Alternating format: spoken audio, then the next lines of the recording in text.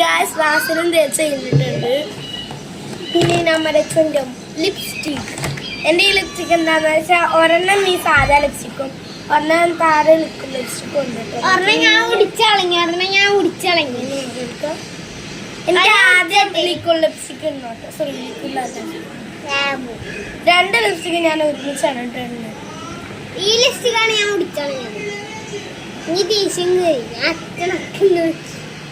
നക്കാലേട്ടാ നെക്കി ഞങ്ങളുള്ള അമ്മേന്റെ കാണിച്ചു